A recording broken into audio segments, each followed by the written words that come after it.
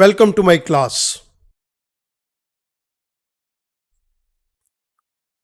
The Limited Liability Partnership Act 2008.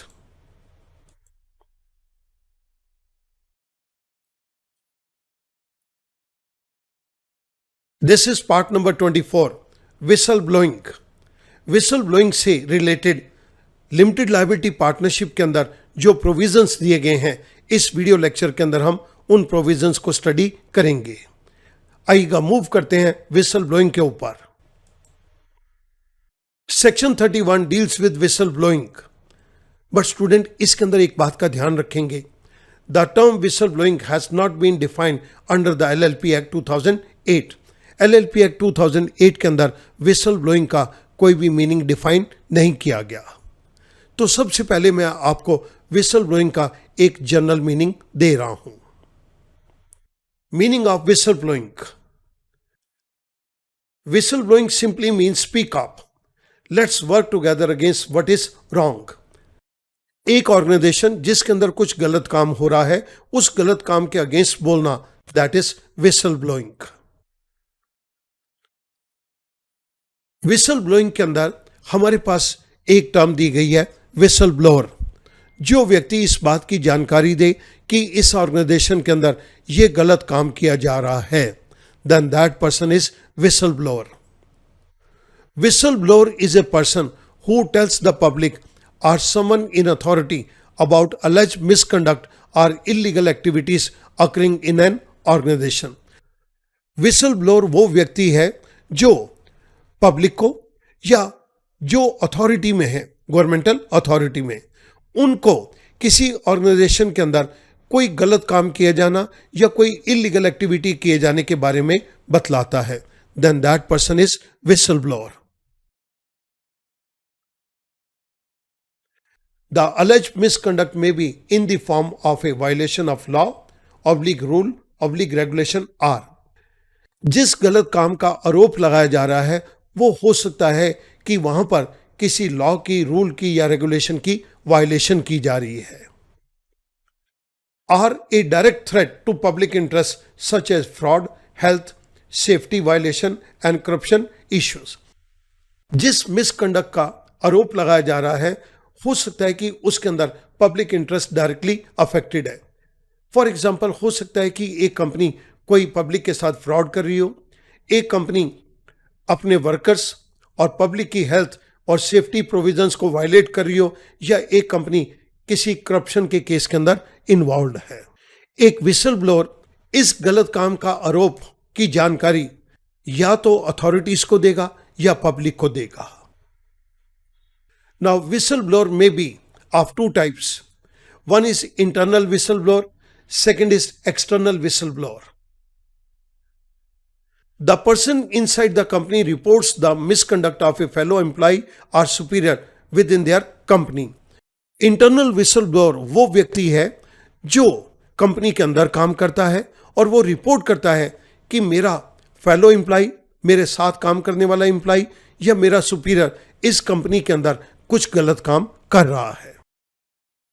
External whistleblower, the person outside the organisation reports the misconduct of an organisation to lawyers, to media or law enforcement agencies.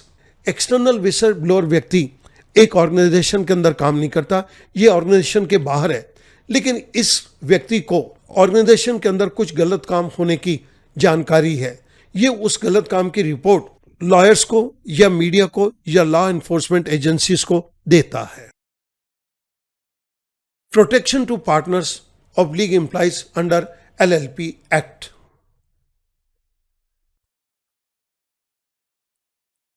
Whistle blowers often face retaliation from employees against whom they blow the whistle.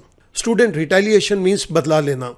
Whistle blower ने company के जिन employees के खिलाफ whistle को blow किया, in other words ये बतलाया कि ये लोग कुछ गलत कंडक्ट ऑर्गेनाइजेशन के अंदर कर रहे हैं, वो सभी एम्प्लॉइज विसल ब्लोअर से बदला लेना चाहते हैं। सो इस विसल ब्लोअर को प्रोटेक्शन की जरूरत है। The LLP act provides specific provision for protection of whistle blowers, that is partners and employees of the LLP। LLP act के अंदर जो व्यक्ति विसल को ब्लो कर रहा है उसको प्रोटेक्शन देने के लिए स्पेसिफिक प्रोविजन बनाए गए हैं। The first is the court में रिड्यूस और वेव एनी पेनल्टी leviable.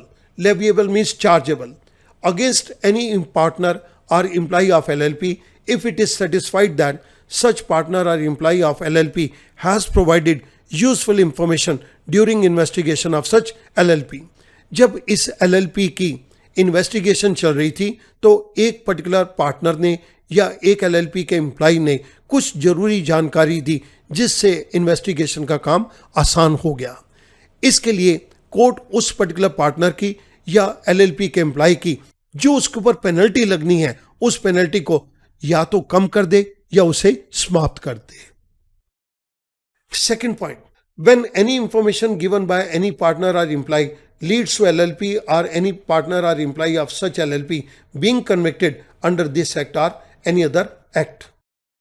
अगर किसी पार्टनर ने या एम्प्लॉय ने कुछ ऐसी इंफॉर्मेशन दी जिसके कारण कोई और पार्टनर या एम्प्लॉय को सजा हो गई इस एक्ट के अंदर या किसी और एक्ट के अंदर, तो जिस पार्टनर और एम्प्लॉय ने इंफॉर्मेशन को दिया है उसकी अपनी सजा जो कि उसके ऊपर लगनी है, कोर्ट चाहे तो उसे रिड्यूस कर दे या कोर्ट चाहे तो उसकी सजा को टोटली खत्म कर दे।